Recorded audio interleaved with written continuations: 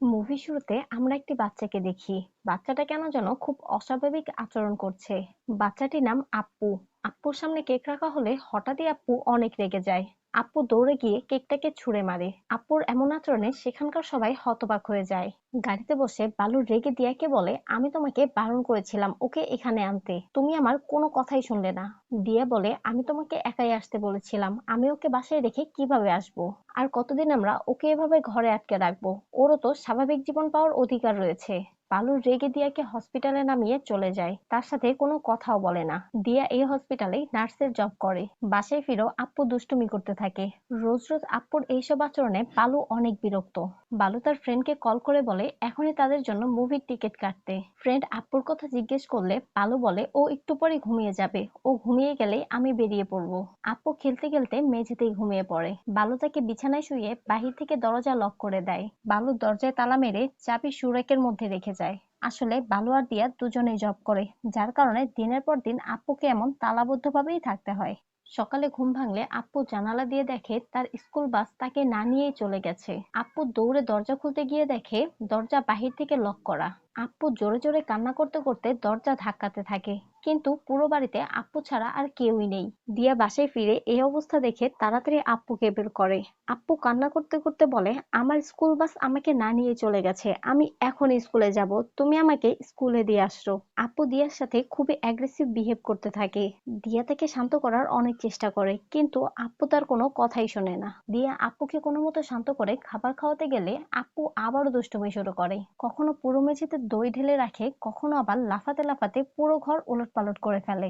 আপুকে নিয়ে গ্রোসারি স্টোরে গেলেও সেখানকার সব জিনিস ফেলে দেয়। আপুকে ডিম খেতে দিলে সে কল্পনায় দেখে ডিম ফেটে ডায়নোসর বেরোচ্ছে। ভয়ে আপু পুরো প্লেটটাই ছুঁড়ে মারে। আবার দুধ খেতে দিলে আপু দেখে দুধের ভিতর মাছ লাফাচ্ছে। আপু মাছটাকে মারতে দুধের গ্লাস ছুঁড়ে ফেলে। আপুর এসব আচরণে বালু আর দিয়া দুজনেই অতিষ্ঠ হয়ে গেছে।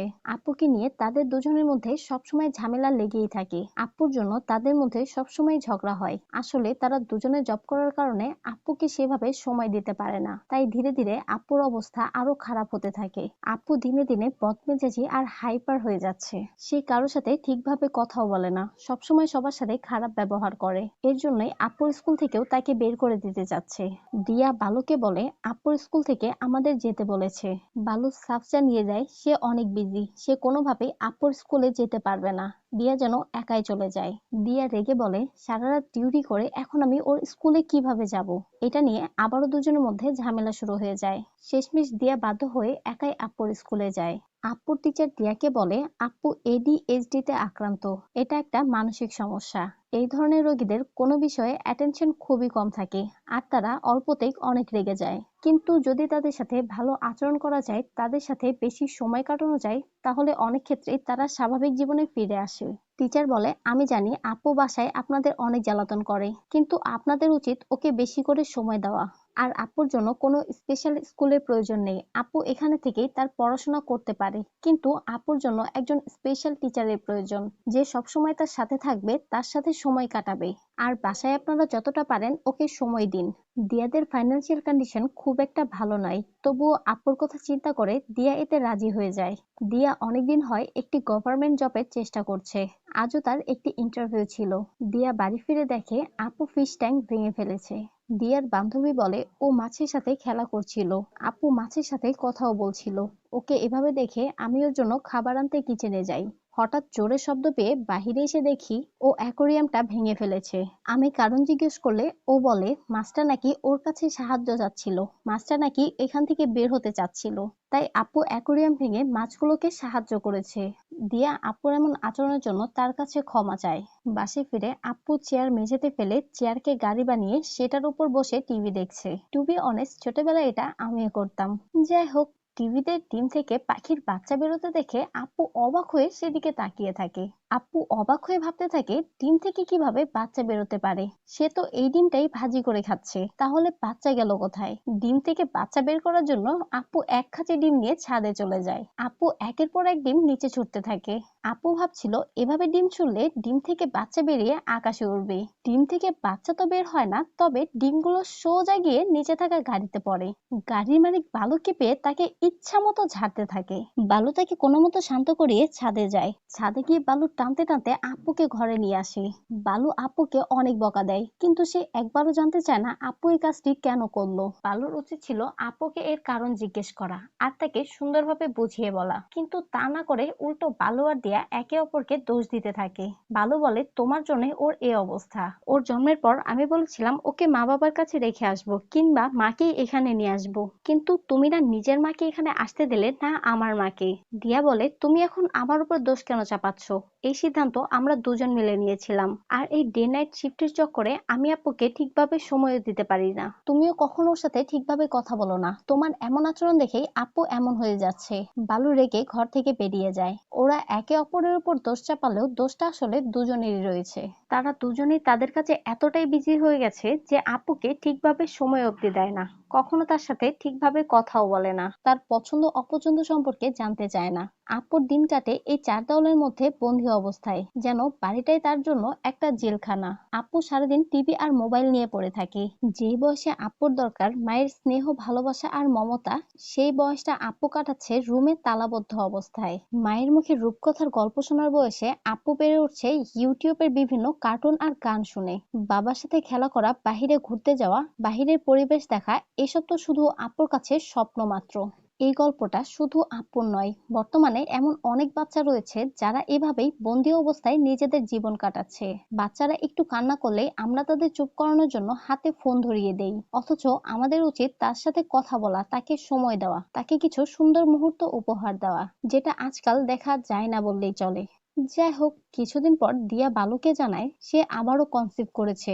দিয়া প্রেগনেন্ট এটা জেনে বালু মোটেও খুশি হয় না। এমনিতেই তাদের ফাইন্যান্সিয়াল অবস্থা খুব একটা ভালো যাচ্ছে না, তার উপর আপুর এই অবস্থা। সব মিলিয়ে বালু অনেক টেনশনে আছে। এই অবস্থায় এমন একটা খবর পেয়ে বালু অনেক টেনশনে পড়ে যায়। আপু খেলতে খেলতে বালুর হাতের চায়ের কাপ ফেলে দিলে বালু অনেক রেগে যায়। বালু রাগ করে সেখান থেকে উঠে যায়। বালুর রাগ শান্ত হলে টিয়াকে বুঝিয়ে বলে, আমার জব খুব একটা ভালো যাচ্ছে না, আমি ফ্রাস্ট্রেট হয়ে গেছি এই জব নিয়ে। আমি ভাবছি জবটা ছেড়ে নিজের একটা বিজনেস করব। আর তুমি তো আমাদের ফাইন্যান্সিয়াল অবস্থা খুব ভালো করেই জানো, এই অবস্থায় বাচ্চা নেওয়ার জন্য আমি মোটেও প্রস্তুত নই। তার উপর আপুর এই অবস্থা, আমাদের অনাগত সন্তানও যদি আপুর মতো হয় তখন আমরা কি করব? আমি সত্যি এখন এই বাচ্চার দায়িত্ব নেওয়ার জন্য প্রস্তুত নই, তুমি আমাকে ক্ষমা করে দিও। আই হোপ তুমি আমার কথা বুঝতে পারছো। দিয়া বালুর কথার কোনো উত্তর দেয় না, সে চুপচাপ সবকিছু শুনতে থাকে। এদের এখানে রেখেই আমাদের এক নতুন ক্যারেক্টারের সাথে পরিচয় করিয়ে দেওয়া হয়। ছেলেটির নাম আবির। আবির ভালো ভবিষ্যতের আশায় অনেক ধার দেনা করে সৌদি আরব এসেছে, কিন্তু অনেক চেষ্টার পরও এখানে কোনো জব ম্যানেজ করতে পারছে না। এদিকে আবিরের ভিসার মেয়াদও ফুরিয়ে এসেছে। বর্তমানে আবিরের একটাই লক্ষ্য, যে করেই হোক এখানে একটি কাজ জোগাড় করতেই হবে। অনেক জায়গায় ইন্টারভিউ দেওয়ার পরও সব জায়গা থেকেই আবিরকে রিজেক্ট করা হয়। কোনো মতে খাবারের টাকা জোগাড় করতে আবির একটি মাসাজ পার্লারে কাঠবিলি করে দিন পার করছে। আবির মেসে ফিরে দেখে রুমমেটরা তার ব্যাগ চেক করছে। আবির এটা দেখে অনেক রেগে যায়। তাদের মধ্যে থেকে একজন বলে, এই প্রথম আমাদের রুমে টাকা চুরি হয়েছে, আমরা সন্দেহ করছি এটা তুমিই করেছো। আবির বলে, তোমরা এটা কিভাবে ভাবতে পারো আমি তোমাদের টাকা চুরি করব? আর তোমরা চাইলে তো আমার সামনে ব্যাগ চেক করতে পারতে, এভাবে আমার ব্যাগে হাত দেওয়াটা তোমাদের মোটেও উচিত হয়নি। লোকটি বলে, ঠিক ভুল তুমি আমাদের শেখাতে এসো না, তুমি তো এখনো মেসের টাকাটা অবধি দাওনি। সামান্য কিছু টাকার জন্য তুমি মাসাজ পার্লারের কার্ড বিলি করে বেড়াও, তোমার উপর আমরা কিভাবে ভরসা করব? আবির রেগে তাদের দিকে ব্যাগ ছুঁড়ে মেরে বলে, যার যা চেক করার করে নাও। আবির রেগে রুম থেকে বেরিয়ে পড়ে। আবির মন খারাপ করে ছাদে বসে তার বন্ধুকে কল করে। বন্ধুকে সব জানালে সে বলে, তুই চাইলে কিছুদিন আমার সাথে থাকতে পারিস, আমার রুমমেট দেশে গিয়েছে, ও ফেরা অবধি তুই আমার সাথেই থাকতে পারিস। আবির তখনই মেস ছেড়ে তার বন্ধুর কাছে চলে যায়। আবিরের কাছে গাড়ি ভাড়ার টাকা না থাকায় আবির একটি ভেড়ার গাড়িতে লিফট নেয়। সেখানে পৌঁছে আবির তার ফ্রেন্ডকে কল করলে ফ্রেন্ড জানায় তার আসতে একটু লেট হবে। আবির জন্য পাশের হোটেল থেকে কিছু খেয়ে সেখানেই তার জন্য অপেক্ষা করে। আবিরের বন্ধু রিয়াজ একজন ব্লগার, ইউটিউবে ভিডিও বানিয়েই তার দিন চলে। আবির বাহিরে বসেই তার ফ্রেন্ডের জন্য অপেক্ষা করতে থাকে। আবিরের অনেক খিদে পেলেও তার কাছে খাবার মতো টাকাটাও নেই। খিদে সহ্য করতে না পেরে আবির এক কাপ চা অর্ডার করে। আবিরের পরিস্থিতি বুঝতে পেরে হোটেলের মালিক তাকে এক প্লেট ভাত এনে দেয়। আবির অবাক হয়ে বলে, আমি তো চা অর্ডার করেছিলাম। লোকটি আবিরের দিকে তাকিয়ে বলে, আজ তুমি যেই পরিস্থিতিতে এখানে এসেছো, বহু বছর আগে আমি ঠিক একই পরিস্থিতিতে এই হোটেলে এসেছিলাম। তাই আমি খুব ভালো করে জানি তোমার এখন কি প্রয়োজন। কথা না বলে চুপচাপ এটা খেয়ে নাও। আবিরের এই বিষয়টা অনেক ভালো লাগে। লোকটির এমন আন্তরিকতা দেখে আবিরের চোখে পানি চলে আসে। কিছুক্ষণ পর রিয়াজ আবিরকে নিতে আসলে আবির জানায় সে এই হোটেলেই কাজ পেয়ে গেছে। হোটেলের মালিক বলেছে সে চাইলে এখানেই কাজ করতে পারে, আর এই কাজের পাশাপাশি সে চাইলে তার জবও খুঁজতে পারে। এরপর থেকে আবির এখানেই কাজ করতে শুরু করে। হোটেলের কাজের পাশাপাশি আবির ফুড ডেলিভারিরও কাজ শুরু করে। একই সাথে আবির বিভিন্ন কোম্পানিতে ইন্টারভিউ দিতে থাকে। কয়েকদিন পর এক কোম্পানির ম্যানেজার আবিরকে কল করে বলে, তুমি ওদিন অনেক ভালো ইন্টারভিউ দিয়েছো, আমি মনে করি এই জবের জন্য একমাত্র তুমি পারফেক্ট ব্যক্তি, কিন্তু জয়েন করার আগে আমি তোমার সাথে কিছু কথা বলতে চাই। আবির লোকটির কাছে কি কথা তা জানতে চাইলে লোকটি বলে, এভাবে নয়, আমি তোমার সাথে সামনাসামনি দেখা করতে চাই। তুমি এখন কোথায় আছো আমাকে লোকেশন পাঠিয়ে দাও, আমি আধা ঘন্টার মধ্যেই সেখানে পৌঁছে যাব। আবির লোকটিকে ঠিকানা দিলে কিছুক্ষণের মধ্যেই সে সেখানে পৌঁছে যায়। লোকটি বলে, তোমার ইন্টারভিউ আমার অনেক ভালো লেগেছে, কিন্তু তোমার সাথে কোম্পানি আরো দুজনকে সিলেক্ট করেছে। তোমরা তিনজনেই অনেক ট্যালেন্টেড, কিন্তু আমি জানি তোমার এই কাজটা কতটা প্রয়োজন, তাই আমি তোমাকে সাহায্য করতে চাই। তবে এর জন্য তোমাকে আমার একটি কাজ করে দিতে হবে। আবির বলে, আমি যে কোনো কাজ করতে রাজি আছি, আপনি বলুন আমাকে কি করতে হবে। লোকটি বলে, যদি তুমি এই কাজটি পেয়ে যাও তাহলে তোমার স্যালারি হবে 5,000 দিরহাম, তবে তোমার প্রথম মাসের স্যালারি আমাকে দিতে হবে। আবির একটু অবাক হলেও তার শর্তে রাজি হয়ে যায়, কারণ আবিরের এই কাজটা অনেক দরকার। লোকটি বলে, তোমার প্রথম মাসের স্যালারি আমি নিয়ে নিব এটা আমার কাছে ঠিক মনে হচ্ছে না, তবে তুমি একটা কাজ করতে পারো, 2-3 দিনের মধ্যেই যদি আমাকে 5,000 দিরহাম দিতে পারো তাহলে এই জবটি তোমার। আমাকে টাকা দেওয়ার সাথে সাথেই তুমি তোমার অ্যাপয়েন্টমেন্ট লেটার পেয়ে যাবে। 2-3 দিনের কথা শুনে আবির অনেক চিন্তায় পড়ে যায়। এত টাকা সে এত কম সময়ের মধ্যে কিভাবে জোগাড় করবে? আবার এই জবটাও সে কোনোভাবেই হাতছাড়া করতে পারবে না। আবিরের মন খারাপ দেখে চাচা বলে, আমার কাছে কিছু জমানো টাকা রয়েছে, তুমি চাইলে সেগুলো নিতে পারো, আর বাকি টাকা তুমি তোমার বন্ধুদের থেকে ধার করে নাও। চাচার কথা মতো আবির তার সব বন্ধুকে কল করে, কিন্তু কেউই আবিরকে সাহায্য করে না। এমনকি রিয়াজও আবিরকে টাকা দিতে বারণ করে দেয়। রিয়াজ বলে, আজ অব্দি আমি যত বন্ধুকে টাকা দিয়েছি তারা টাকা তো ফেরত দেয়নি, উল্টো আমাদের বন্ধুত্ব নষ্ট হয়ে গেছে। আমি চাই না সামান্য কিছু টাকার জন্য আমাদের বন্ধুত্বটাও নষ্ট হয়ে যাক। আবির বলে, আমি ভেবেছিলাম আর কেউ আমার পাশে থাক বা না থাক তুমি আমার পাশে ঠিক থাকবে। রিয়াজ বলে, আমি তোমার পাশে সবসময় থাকবো, কিন্তু তুমি দয়া করে আমার কাছে টাকা ধার চেও না, এটা বাদে আমি তোমার জন্য সবকিছু করতে পারি। রিয়াজের কথাটা আমার কাছে খুব একটা ভুল মনে হয়নি। যাই হোক, অবশেষে আবিরের এক ফ্রেন্ড তাকে 2,000 দিরহাম দিতে রাজি হয়। আবির টাকা নিতে গেলে দেখা যায় এটা সেই অ্যাপার্টমেন্ট যেখানে দিয়া আর বালু থাকে। আবিরের বন্ধু তাকে কিছু টাকা দিয়ে বলে, আমার কাছে আপাতত এতটুকুই রয়েছে, আমি কিছু ইমার্জেন্সির জন্য টাকাগুলো খরচ করে ফেলেছি। আবির বলে, কিন্তু তুমি তো আমাকে পুরো টাকা দিতে চেয়েছিলে। লোকটা সরি বলে আবিরের সামনে দরজা লাগিয়ে দেয়। এত কম টাকা দেখে আবির হতাশ হয়ে পড়ে। ফিরে যাওয়ার সময় আবির দেখে বালু দরজা লক করে চাবি রেখে গেছে। বালুকে এখানে চাবি রাখতে দেখে আবির সেখানে দাঁড়িয়ে যায়। আবিরের চোখের সামনে ভেসে ওঠে কিভাবে তার মা কত কষ্ট করে তাকে বড় করেছে, কত ধার দেনা করে সে এখানে এসেছে। এখন যদি চাকরি না পেয়ে সে দেশে ফিরে যায় তাহলে আবিরের মৃত্যু ছাড়া আর কোনো উপায় নেই। এসব ভাবতে ভাবতে আবির একটা ভয়ঙ্কর সিদ্ধান্ত নিয়ে ফেলে। আবির ঠিক করে সে এই বাড়িতে চুরি করবে, এখান থেকে যা পাবে তা দিয়ে আপাতত এই চাকরিটা নিবে। র্যাক থেকে চাবি নিয়ে আবির ভেতরে যায়। পুরো বাড়ি খুঁজেও আবির তেমন কিছুই পায় না। খুঁজতে খুঁজতে আপুর রুমের দরজা খুলে ভেতরে গেলে ভেতরে আপুকে দেখে আবির অনেক ভয় পেয়ে যায়। আবির ধীরে ধীরে আপুর বিছানার দিকে গেলে আবিরের পা লেগে আপুর একটা খেলনা ভেঙে যায়। শব্দে আপুর ঘুম ভেঙে গেলে নিজের প্রিয় খেলনাকে এভাবে ভেঙে যেতে দেখে আপু অনেক হাইপার হয়ে যায়। আপুকে এই অবস্থায় দেখে আবির আরো ভয় পেয়ে যায়। সে আপুকে কোনোভাবে শান্ত করার চেষ্টা করে, কিন্তু আপু তার কোনো কথাই শোনে না। আপু চিৎকার করতে করতে বলে, গ্লু দিয়ে আমার খেলনা ঠিক করে দাও, আমি এখনই আমার খেলনা ফেরত চাই। বাধ্য হয়ে আবির গ্লু দিয়ে খেলনাটা ঠিক করে দেয়। খেলনা ঠিক হতেই আপু শান্ত হয়ে যায়। এত বছর পর বাহিরের কাউকে দেখে আপু অনেক খুশি হয়। আবির আস্তে করে সেখান থেকে চলে যেতে নিলে আপু হঠাৎই তার হাত চেপে ধরে। আপু আবিরকে বলে আবির যেন কিছুক্ষণ তার সাথে খেলা করে। আবির বোঝানোর চেষ্টা করে সে এখন তার সাথে খেলতে পারবে না, কিন্তু আপু হঠাৎই চিৎকার করতে শুরু করে। আপুর এমন অস্বাভাবিক আচরণে আবির আরো ভয় পেয়ে যায়। আবির কোনো মতে আপুর হাত ছাড়ানোর চেষ্টা করে। আবির দেখে আপুর হাত তার হাতের সাথে গ্লু দিয়ে আটকে গেছে।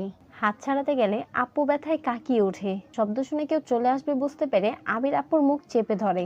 আবির আপুকে শান্ত করার অনেক চেষ্টা করে, কিন্তু কোনোভাবেই আপুকে চুপ করাতে পারে না। আবির বুঝতে পারে এভাবে হাত ছোটানো যাবে না, তাদেরকে হসপিটালে যেতে হবে। কিন্তু যদি তাদের কেউ এভাবে দেখে ফেলে তাহলে আবির অনেক বড় বিপদে পড়ে যাবে। অনেক ভেবে আবির সিদ্ধান্ত নেয় তাকে যে করেই হোক হসপিটালে যেতেই হবে। কোনোভাবে হাত ছাড়িয়ে আপুকে আবারও বাসায় রেখে যাবে, কোনোভাবে বুঝিয়ে আপুকে বাইরে নিয়ে আসে। জীবন জীবনের প্রথম এভাবে বাহিরে এসে আপু অনেক খুশি হয়ে যায়। এর আগে আপু কখনো এভাবে বাহিরে আসেনি। এক লোককে বেলুন বিক্রি করতে দেখে আপু জেদ ধরে বসে তার এখনই বেলুন লাগবে। আবির বলে, আগে আমরা ডক্টরের কাছে যাই, তারপর আমি তোমাকে বেলুন কিনে দেব।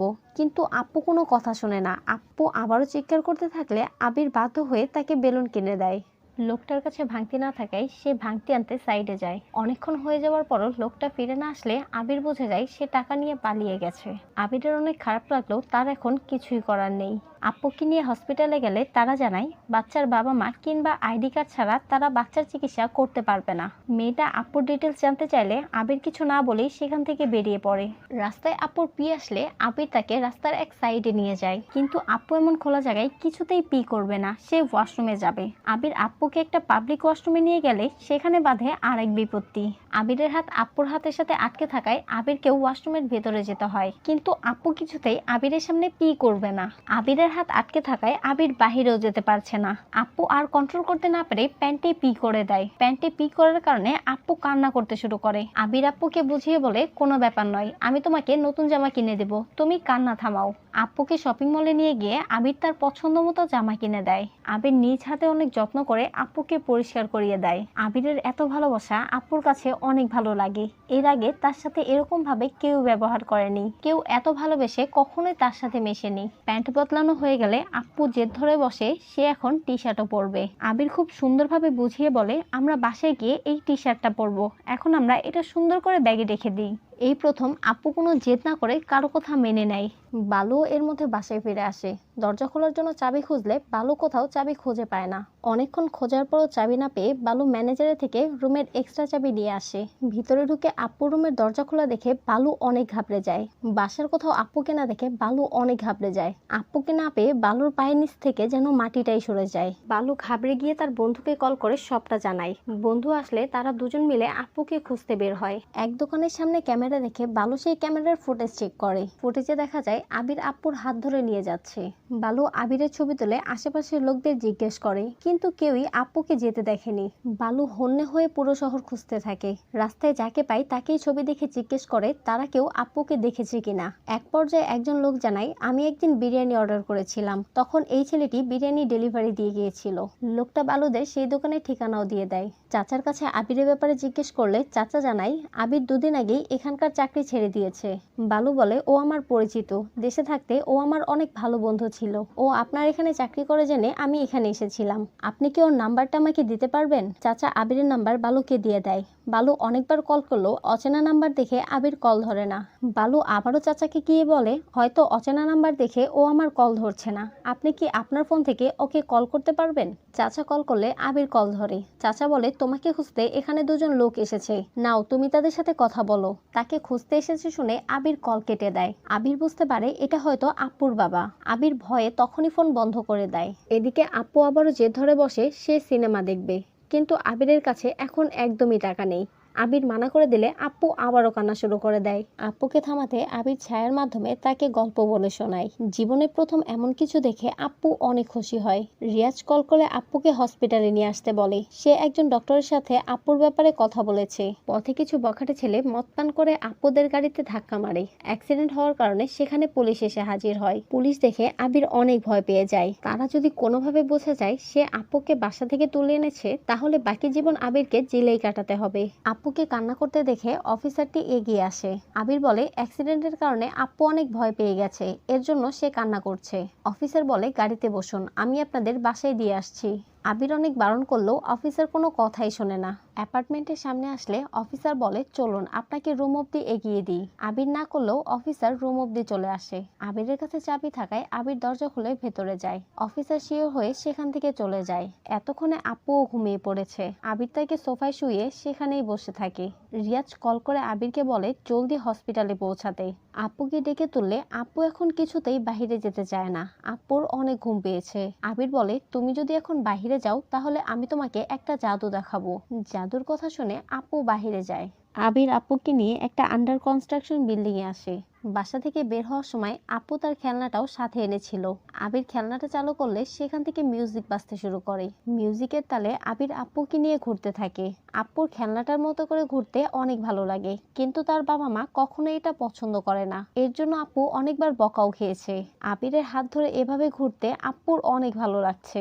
এই প্রথম আপুকে এত খুশি দেখা যায়। এর আগে আপুকে এত খুশি কখনো দেখা যায়নি। ছাদে বসে আকাশের দিকে তাকিয়ে আপু অবাক হয়ে বলে, উপরে এগুলো কি জ্বলছে? আবির বেশ অবাক হয়ে বলে, ওগুলোকে তারা বলে। তুমি এর আগে কখনো তারা দেখোনি? আপু মাথা নাড়িয়ে না বলে। আপু আবার প্রশ্ন করে, আচ্ছা ওগুলো ওখানে কিভাবে গেল? আবির একটু হেসে বলে, ওগুলো উপরে যায়নি, বরঞ্চ আমরাই উপর থেকে নিচে এসেছি। আপু হতবাক হয়ে বলে, আমরা উপরে ছিলাম? আদি বলে, হ্যাঁ, পৃথিবীতে আসার আগে আমরা তারা হয়ে ওই আকাশেই থাকতাম। আপু বলে, তাহলে আমরা নিচে কিভাবে আসলাম? আবির বলে, আমাদের বাবা মা যখন আমাদের ভালোবেসে ডাকে তখন আমরা উপর থেকে নিচে চলে আসি। আপু বলে, আমি তো সারাদিন একাই থাকি, বাবা মা যদি ভালোবেসে আরেকটা তারাকে ডাকে তাহলে সেও কি আমার মতো নিচে চলে আসবে? আবির হেসে হ্যাঁ বলে। কথা বলতে বলতে দুজন সেখানেই ঘুমিয়ে পড়ে। বালু পুরো শহর খুঁজেও তাদের দুজনকে কোথাও পায় না। এর মধ্যে দিয়ারও বাসায় ফেরার সময় হয়ে যায়। বালু ভয় পেতে থাকে সে দিয়াকে এসব কিছু কিভাবে বলবে। আপু হারিয়ে গেছে শুনলে দিয়ার ঠিক কি অবস্থা হবে বালু তা ভালো করেই বুঝতে পারছে, কিন্তু তার হাতে আর কোনো উপায়ও নেই। বালু দিয়াকে নিতে তার হসপিটালে যায়। বালুকে এখানে দেখে দিয়া বেশ অবাক হয়। এখানে আসার কারণ জিজ্ঞেস করলে বালু কিছুই বলে না, কিন্তু দিয়ার কিছু একটা খটকা লাগে। ঘরে ফিরতে দিয়া আপুকে ডাকতে থাকে। পুরো ঘর খুঁজেও দিয়া আপুকে কোথাও খুঁজে পায় না। দিয়া বলে, আপু কোথায়? পুরো ঘরের কোথাও আমি ওকে খুঁজে পাচ্ছি না, ও কোথায় গিয়েছে? বালু দিয়াকে শান্ত করে সবটা খুলে বলে। আপু হারিয়ে গেছে শুনে দিয়া পাগল প্রায় হয়ে যায়। সে কি করবে কি বলবে কিছুই বুঝে উঠতে পারে না। দিয়া বলে, সারা রাত আমার ছেলেকে খুঁজে পাওয়া যাচ্ছে না, আর তুমি আমাকে এটা এখন বলছো? বালু বলে, আমি পুরো শহর তন্ন তন্ন করে খুঁজেছি, কিন্তু কোথাও আপুকে পাইনি। দিয়া বলে, আমাদের ছেলে পুরো রাত হয় মিসিং, কিন্তু তুমি এখনো না আমাকে জানিয়েছো না পুলিশে রিপোর্ট করেছো। বালু বলে, আমরা পুলিশকে জানাতে পারবো না। পুলিশ যদি জানতে পারে আমরা আপুকে এভাবে ঘরে আটকে রাখতাম তাহলে আমাদের জেল খাটতে হবে, আর এসব জানাজানি হলে তোমার জবেও সমস্যা হবে। আমাদের অবস্থা তুমি তো ভালো করেই জানো। দিয়া হতবাক হয়ে বলে, তুমি এসব কি বলছো? আমাদের ছেলে হারিয়ে গিয়েছে, ও কোথায় আছে, কিভাবে আছে, আদৌ কি বেঁচে আছে আমরা তা কিছুই জানি না, আর তুমি পড়ে আছো আমার জব নিয়ে? সত্যি করে বলো বালু, তুমি কি কখনো আমাদের ছেলেকে ছেলে হিসেবে ভালোবেসেছো? তুমি যখন ওকে মারতে শাসন করতে আমি ভাবতাম হয়তো তুমি তোমার ভালোবাসা প্রকাশ করতে পারছো না, তাই তুমি ওর সাথে এমন করছো, কিন্তু তুমি তো কখনো আপুকে নিজের ছেলে হিসেবে মানতেই পারোনি। মানছি ও অন্য বাচ্চাদের মতো নয়, কিন্তু ও তো আমার ছেলে, আমাদের ছেলে। বালু, তুমি এটা কিভাবে করতে পারো? তুমি এতটা স্বার্থপর কিভাবে হতে পারো? তুমি ওকে নিজের ছেলে না মানতে পারলেও আমি ওকে জন্ম দিয়েছি, ওকে বড় করেছি, ও আমার সন্তান। ওর জন্য আমি যে কোনো কিছু করতে পারি। এর জন্য যদি আমার ফাঁসিও হয় আমি তা মাথা পেতে নেব, কিন্তু যে কোনো মূল্যে আমি আমার ছেলেকে ফেরত চাই। দিয়ার এসব কথা শুনে বালু আর নিজেকে আটকে রাখতে পারে না। বালুর মনে পড়ে যায় সে আপুর সাথে ঠিক কেমন ব্যবহার করেছে। কখনো তার সাথে ভালো করে কথাও বলেনি, সে আপুকে কখনো বোঝার চেষ্টাটাও করেনি। অথচ বালুর উচিত ছিল ছেলেকে সময় দেওয়া, তাকে বোঝা, তার সাথে বেশি করে সময় কাটানো। আপু কি কারণে এমন করছে সেই কারণগুলোকে খুঁজে বের করা। বালু সবসময় নিজের কাজ আর নিজের মধ্যে থেকেছে, সে কখনো আপুকে বোঝার চেষ্টাও করেনি। বালু কান্না করতে করতে ফ্রেন্ডকে কল করে বলে, আমরা এখনই থানায় যাব। আমি যে কোনো মূল্যেই আমার ছেলেকে ফেরত চাই। আমি আমার ছেলেকে ছাড়া আর এক মুহূর্তও থাকতে পারবো না। আমি ওর সাথে অনেক অন্যায় করেছি। আমি আমার ভুলগুলোকে শুধরাতে চাই। পুলিশ আমাকে যাই শাস্তি দিক না কেন আমি তা মাথা পেতে নেব। রাজীবের কল পেয়ে আবিরের ঘুম ভাঙে। রাজীব বলে, আমি যে ডক্টরের সাথে কথা বলেছিলাম সেও এখন মানা করে দিয়েছে। ডক্টর বলছে এটা নাকি ইনলিগাল। বাচ্চার বাবা মা ছাড়া তারা কিছুতেই এটা করতে পারবে না। যদি কোনোভাবে পুলিশ জানাজানি হয়ে যায় তাহলে ডক্টর বিপদে পড়বে, আর এতক্ষণে হয়তো বাচ্চার বাবা মা পুলিশে কমপ্লেনও করে দিয়েছে। তুই এবার খুব বাজেভাবে ফেসে গেছিস। তুই ওই অ্যাপার্টমেন্টে কেন গিয়েছিলি? আবির কোনো কথা না বলে কল কেটে দেয়। কল কেটে আবির অনেক ভেঙে পড়ে। আবির ভাবতে থাকে সে যদি এখন জেলে চলে যায় তাহলে তার মাকে কে দেখবে? এই দুনিয়ায় সে ছাড়া তার মায়ের আর কেউই নেই। এসব ভেবেই আবির অঝোরে কান্না করতে থাকে। আবিরকে এভাবে কান্না করতে দেখে আপুরও অনেক মন খারাপ হয়। আপু আবিরের চোখ মুছে দিয়ে বলে, তুমি এভাবে কান্না কেন করছো? সব ঠিক হয়ে যাবে। এতক্ষণে সকালও হয়ে গেছে।